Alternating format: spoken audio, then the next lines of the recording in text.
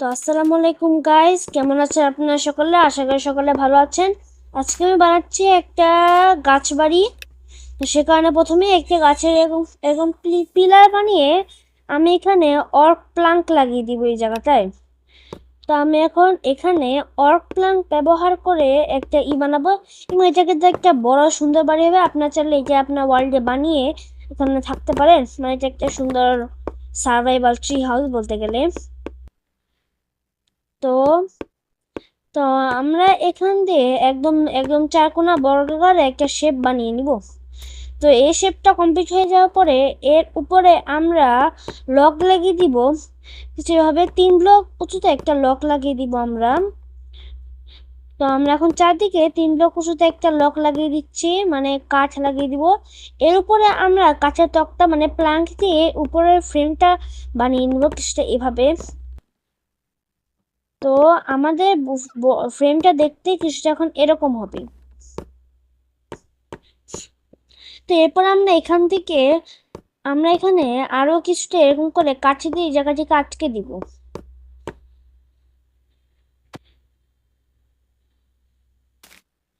এরপরে আটকে দেওয়ার পরে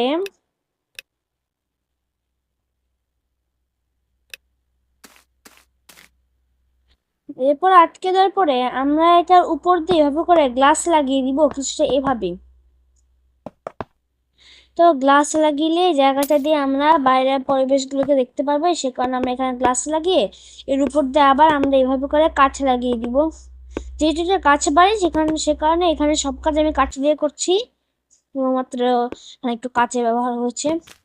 তো এরপর আমি এখানে একটা ঘাস দিয়ে এখানে একটা গাছ বানিয়ে দিব।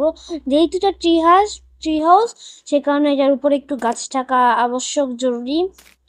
তা পাতা নিয়ে আমি এটাকে একটু ডেকোরেট করে নিচ্ছি, মানে এটাকে একটা সুন্দর শেপ দিচ্ছি।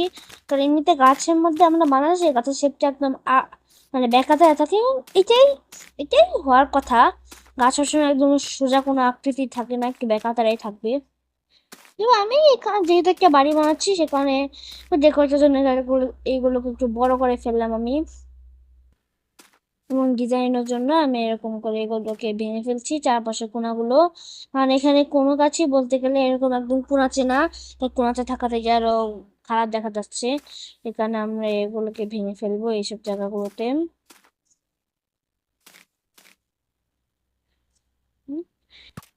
এরপরে আমরা কি করব, এগুলো তো বানানো হয়ে গেছে, কিন্তু আমাদের এখন ওটার উপরে যাওয়ার জন্য একটা লাগবে।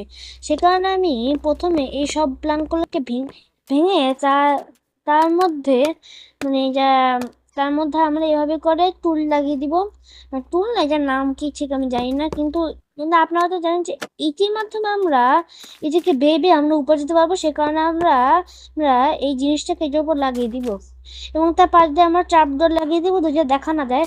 ট্র্যাপডোর লাগানোর জন্য আমার এখানে একটু পিলার ব্যবহার করা লাগছে, কারণ পিলারের উপর বসে আমাদের ক্রাউচ মোড়ে গিয়ে পরে ট্র্যাপডোরগুলোকে লাগাতে হয়, নয়তো এমনিতে ট্র্যাপডোরগুলো লাগানোর সঙ্গে সঙ্গে এটা বন্ধ হয়ে যাবে বা খুলে যাবে। তো এটা একটা ঝামেলা। সেই কারণে আমরা এটার উপর দিয়ে কিছুটা এভাবে করে ট্র্যাপডোর লাগিয়ে দিচ্ছি। এরপরে এই জায়গাটা যেহেতু আমাদের মেন পয়েন্ট, সো সেখানে আমরা একটা দরজা লাগিয়ে দিব যেন এখান দিয়ে আমরা যেতে পারি। তো অনুরূপভাবে এটার উপর দিয়ে আমাদেরকে ট্র্যাপডোর লাগাতে হবে, কারণ এটা দরজা শুদ্ধ তো কি হয়েছে, এর উপরে জায়গা করে ঢাকতে আমাদের এখানে ট্র্যাপডোর ব্যবহার করতে হবে। তো ট্র্যাপডোর লাগানো হয়ে গেলে আমরা এইসব ট্র্যাপডোরগুলোকে বন্ধ করে দিব, এটা দেখানো যায়। এর আগে এটাকে লাগিয়েছিলাম, তো এখন আমি এটাকে বন্ধ করে দিব। এটা বন্ধ না করলে লাভ কি এগুলো লাগিয়ে। তো বন্ধ হয়ে যাওয়ার পর এটা এখন বলতে গেলে পুরো কভার হয়ে গেছে, এবং এই মুখটাকে খুলে দরজা বন্ধ করে আমরা ইজিলি এটার উপর দিকে আমাদের ঘরের ভেতরে ঢুকতে পারবো। তো এই হচ্ছে আমাদের মেনলি একটা ছোট ঘর। এই যে ছাদটাকে আমি ভরিয়ে দিচ্ছি এভাবে করে কাঠি দিয়ে। তবে এখানে কাঠ না লাগিয়ে আমরা যদি এখানে পাতা ব্যবহার করি তাহলে কিন্তু সুন্দর লাগে আরো। যদি একটা গাছ পারি সেখানে একটা গাছ গাছ ফির আসছে। তো শুধু এটা লাগালেই হবে না। সো আমি মাঝখানে ডেকোরেটের জন্য এখানে একটা বেড, ল্যান্টেন, ফার্নেস এবং ক্রাফটিং টেবিল বসে এখানে একটা আর্মর স্ট্যান্ড দিয়ে আমি এখানে কপার আর্মর দিচ্ছি।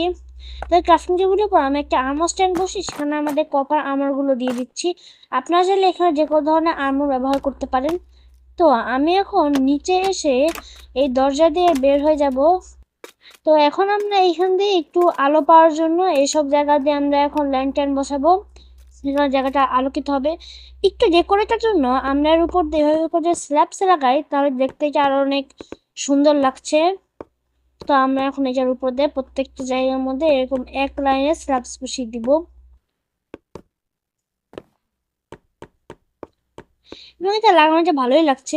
তো আমরা এখন অনুরূপভাবে এর উপরও স্ল্যাবস লাগিয়ে দিব, কারণ কারণ এটি করলে আমাদের উপরটাও দেখতে অনেক ভালো লাগছে।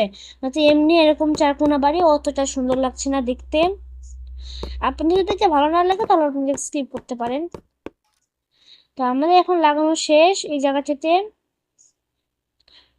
এখন আমি কি করব এই জায়গায়, তো আমরা এখন কি করব এই জায়গাটায় লাগানোর জন্য একটা ক্যাম্প ফায়ার লাগাবো। তো এই ক্যাম্প ফায়ারটাকে আমরা আগুনটাকে নিভিয়ে দিব। তো এখানে আমরা ক্যাম্প ফায়ারের আগুনটাকে নিভিয়ে এখানে